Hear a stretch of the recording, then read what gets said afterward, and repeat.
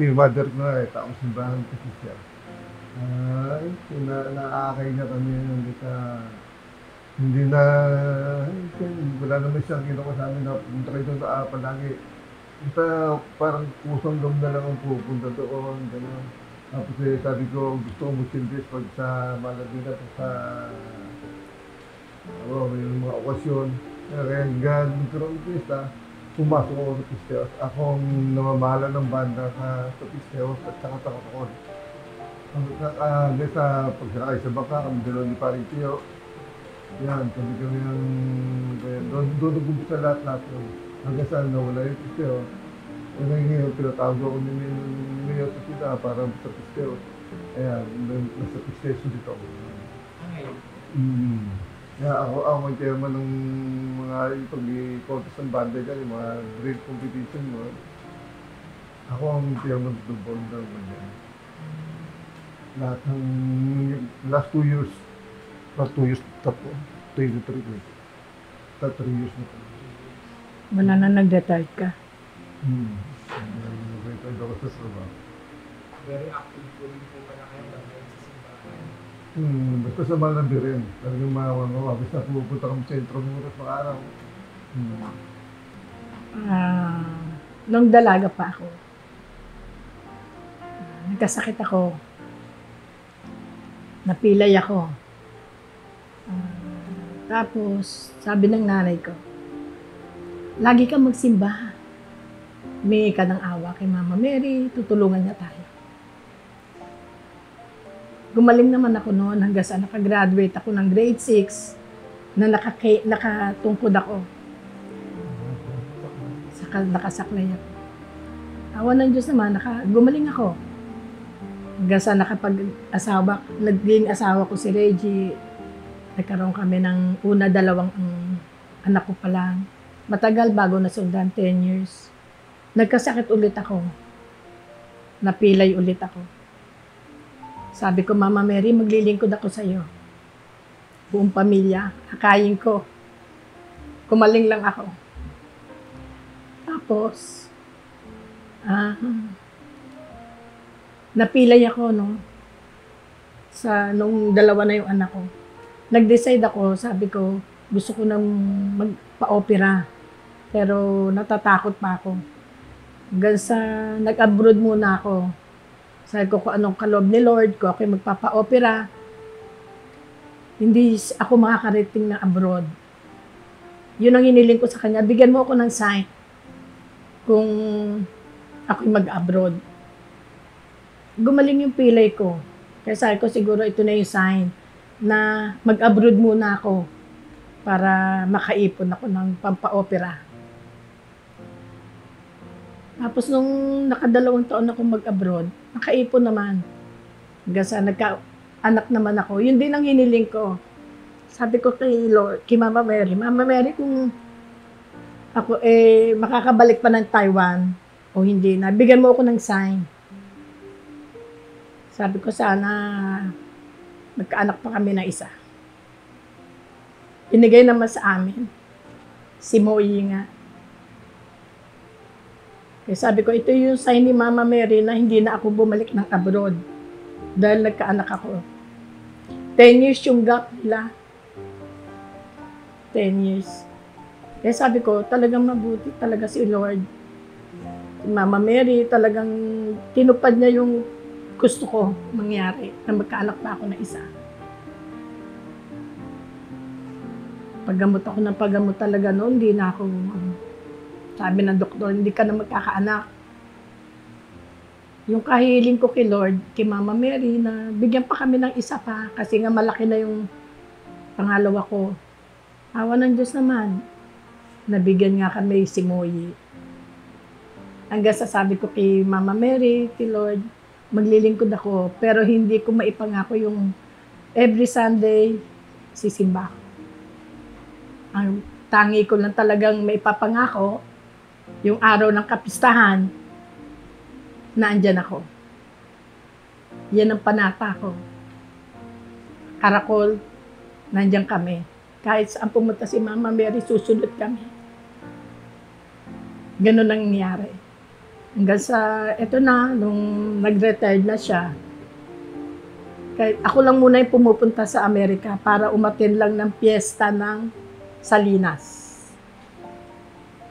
Since 2008, nag-start na ako na pumunta ng Amerika pag araw ng kapistahan ng Salinas Fiesta.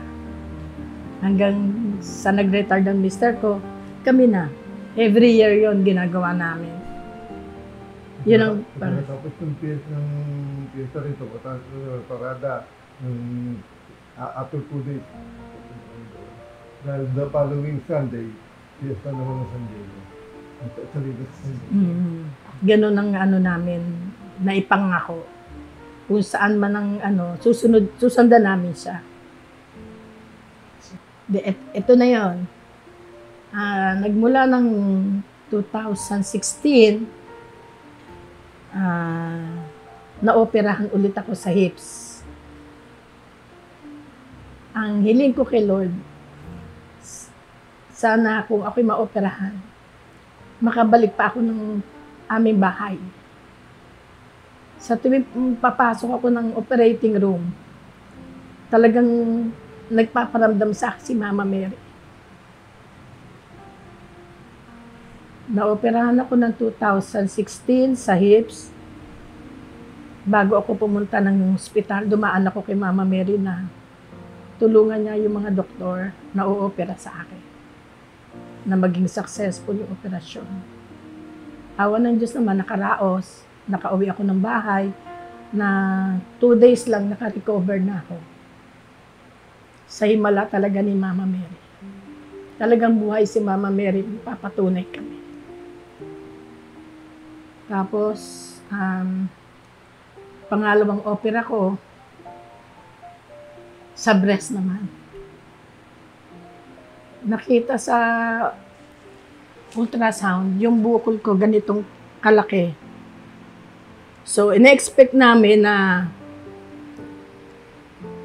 malalang bukol dahil lampas na sa sinasabi ng doktor na laki ng bukol. Talagang na ako kay Mama Mary, talagang katok na ako sa puso niya na sana naman hindi cancer yung makita sa bukol. At talagang sabi ko naman maglilingkod ako sa kanya habang ako'y nabubuhay. Basta bigyan niya lang ako ng mahabang buhay pa para sa mga anak ko at apo. Awa ng Diyos naman, nung lumabas yung resulta ng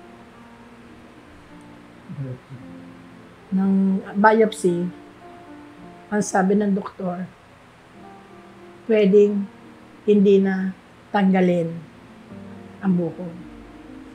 Nagdasal pa rin ako kay Mama Mary. Mama Mary, ano sign nyo na talagang hindi pwedeng tanggalin na? Bigyan mo ako ng sign. Hanggang pumunta ako kay Mama Mary. Alam nyo ba nung pag-ano ko kay Mama Mary na ganyan? Parang meron nagbulong sa akin na patanggal mo habang maliit pa, kayang operahin. Kung sasabihin ng doktor na hindi pwedeng operahin, mag-second opinion ka. Nag-second opinion ako sa Manila doctor. Sabi ng Manila doctor, kailangan operahin. Tinanong ko kung ano yung proseso gagawin. Ang sabi ng doktor, kailangan mo ng chemotherapy. Sabi ko, Dok, ayoko ng chemotherapy. Kung kailangan tanggalin, tanggalin na. Ako pa rin yung nasunod. Naglipat ako ng ibang doktor. Bumalik ako sa dating kong doktor. Na, Dok, kung pwedeng tanggalin, tanggalin na. Yung bukol. Madaling salita, pumayag yung doktor na tanggalin. Nung natanggal, ang sabi ng doktor, good news, walang cancer. Yun ang sabi niya. Pero kung hindi ako nananalig kay Mama Mary, hindi ko talaga papa-opera. Pero binigyan niya ako ng sign. Sinamahan niya ako hanggang sa loob na operating room. Nakita ko talaga siya. Kaya sabi ko, Lord, Mama Mary, Gusto ko makauwi ng buhay sa mga anak ko. Di, okay naman, lumabas yung result na hindi cancerous. Yun ang talagang matotoo ko na talagang buhay si Mama Mary. Hindi lang isa, 7 opera ako. 7 opera ang nangyari sa buhay ko. Wala na akong breast, pareho. Itong last na opera ko, sa breast din, may himala si Mama Mary. Noong ako dadali na sa operating room, kailangan ko nang lagyan ng dextrose. Ang sabi nung nurse, kailangan mo na ng kailangan ng mask kasi dadaling ka na sa operating room. Pinahanap ko sa mister ko, kumuha ka dyan ng surgery mask. Sabi niya, wala dito ang surgery mask. Meron. May nagdala ako ng surgery mask. Naandyan sa bag. Hindi niya makita-kita yung surgery mask. Hanggang sa ako ang kumuha doon sa aming kit. Alam mo, nakita ko, yung mask ni Mama Mary na may nagbigay lang sa akin galing Amerika. Dala ko yun, yung surgery mask. Ako naglagay sa bag, nag-prepare ako. Wala siya nakita. Pero nung ako ang umanap, ang nakita ko, yung surgery mask na may Mama Mary picture. Yung, di ba, merong tayong pinamigay sa simbahan na mask na may picture ni Mama Mary. Yun, may nagbigay sa akin. Sipin mo. Tapos, kinukunan ako ng para lagyan ng dextrose. Hindi ako makukuhanan. Hanggang sa ilang minutes na lang, kukunin na ako ng stretcher, dadalhin na ako operating room. Ko, Diyos ko, Mama Mary, paano to? Sabi ko gano'n, hindi ko kayang walang dextrose para sa anesthesia. Hindi ko kakayanin. Samahan mo ako. Alam mo talagang nakita ko doon sa ko yung Mama Mary. Di sinuot ko. Habang kinukunan ako ng ugat, hindi makita. Ngayon, itong mask na isinuot ko, hindi ko alam bakit nalaglag. Talaga nalaglag sa floor. Di pinulot ko. Pagpulot ko, sabi ko, Mama Mary, tulungan mo naman itong mga doktor na itong kumukuha sa akin. Hindi ako makuhanan ng ugat. Ayokong pumunta ng operating ng... Alam mo yung mask na nalaglag, is nilagay ko lang dito, tinali ko. Di ba may garter yon? Tinali ko, sabi ko, Doktora, baka pwedeng ito na yung pantali nyo para makuha yung ugat ko. Totoo. Pagsaksak ng doktora dito, lumabas na yung dugo. Hoy, thank you, Lord, sabi nung mga doktor. Hindi na makuha ng nurse doktor na rin kumukuha. Sabi ko, hindi pa makukuhanan, na ako. Hiwaan na para makapag-insert lang. Yun ang himala sa akin ni Mama Mary. Hanggang sa pumasok na ako sa operating room, nakalagay dito, no? Nakalagay na. Dumating na yung aking 3 doktora na mag-o-opera sa akin. Oh, si Mami, ganda-ganda naman. Press na press. Parang, Mami, hindi ka ba natatakot? Dahil pang ilang opera mo na to. Sabi ko, hindi, doktora. Sabi ko, okay lang. Basta naandyan ka ako si Mama Mary, hindi ako pababayaan. Dumating yung isang nurse, doktora ko, yung mismong o-opera. Sabi niya, Ma'am, tiga saan po kayo? Sabi ko, tiga Rosario. Ma'am, kasi nakita ko yung mahal na birhen na yan sa Imus Cathedral. Pagkita ko sa kanya, napaiyak ako. Sabi niya gano'n. Sabi ko, Ma'am, tiga saan po ba kayo? Ma'am, tiga Manila ako, pero napadpad ako ng Imus. Nakita ko yan, ipinapasok yung Mama Mary na yan. Sabi niya, ma'am, alam niyo po, may Himalayang Mama Mary niyo. Kasi ako, nung pumapasok pala ako sa simbahan, talagang naningilabot ako, talagang tumataas yun. Talagang na-bless ho niya ako. Talagang ang dami kong pasyente na ipinagdasal sa kanya na maligtas sa cancer. Yun ang sinabi niya. Ayun. Pag sabi ng doktor ko, ma'am, good news. Maganda po yung pinagtanggalan ng inyong breast.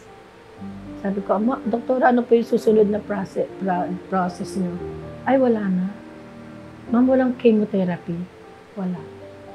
Walang radiation? Wala. Talagang, di ba? Himala. Talagang buhay si Mama Mary. Sa 7 opera ko, talagang nagpapatunay. Kung ako walang paniniwala kay Mama Mary, sa 7 opera ko na to, siguro hindi ganito itsura ko.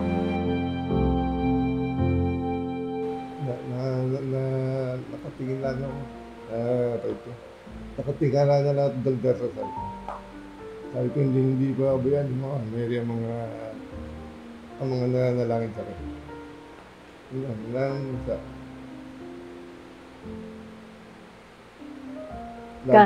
Lalo nung ako bypass ako.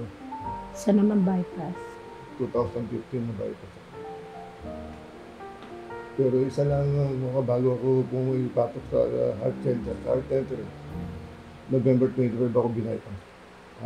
November 24 ako nang in-admit. Parang basta after ng Cristo Rey, dito din sa amin hindi ko matanda kung anong petsa yun. Pagkatapos nyo, bumili ako ng Cristo Rey, ganyan. Tapos noong tinawagan na ako ng heart center na schedule ko sa operation, kailangan kung ganitong petsa mag-check-in ka na. Check-in ba tawag doon?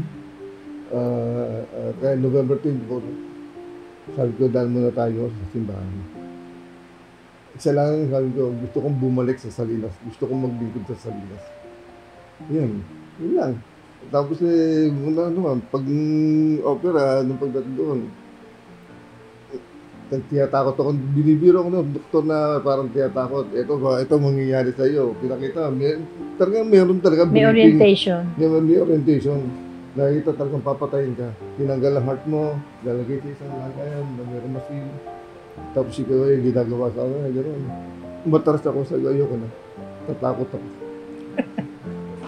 Iyak ako kung gano'n pala, ayoko pa mamatay ka ako. Marami pa akong gagawin.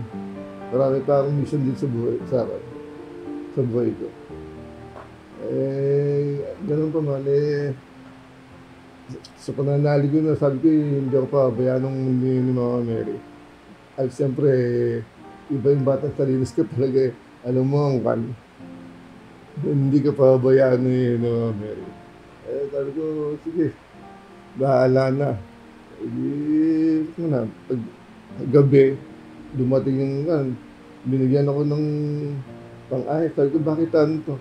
Mag-ahit na ako kayo, lahat ng balayo nyo, tagalin mo. Hanggang lahat. Lalo ako ninervous na ako. Okay, nung bukasan ng alas 6 pa lamang ng umaga, nandoon yung kinukuha na ako dadali na ako sa operating room. Siya lang ang kuha ko. Mary, kayo na kung bahala sa akin. Gusto kong bumalik ng Salinas para maglingkod pa. Sa bayan ng Salinas. Hindi yung kanina pa hindi sa bayan ng Salinas. Sabi ng doktor, mga 8 hours ang iba-bypass. Alas 8, narinig ko pa yung doktor ako, sabi, gising pa pala to Parang meron pinakip sa akin, nakita yung simbang santo yung miyawak ng panyo na 3 mukha. Yun. Parang ganun panyo, parang ipinakip sa akin na meron ka ni Jesus Christ. Yun, pag sa akin ganun, tulog na ako. Wala akong naramdaman. Nagising na lang ako, madaling araw na. Ito mo, 8 in the morning. Madaling araw na ako nagising. Hindi ako makain, kaya may nakako na sa akin. Biyak na ako. Wala akong naramdaman dito hanggang sa ngayon. Sabi ko, hindi ako pinabayaan ng mga Mary dito. Kaya sabi ko, Bigyan pa ng mm, bigyan pa ng mahabang buhay. kaya sabi ko, hindi hanggat kaya ko, nagsisilbi ako. Sa ko lang, hindi yung ipapakita ko sa tao, kundi itong sarili ko lang yung gano'n. Sabi ko, hindi ako pabayaan mga Mary dahil alam niya magsisilbi pa ako sa bayan ng Rosario. Yun lang, yan. Kaya sa ngayon, gano'n pa rin. Hindi ko nalilimutan talaga yun. Ang sa akin lang,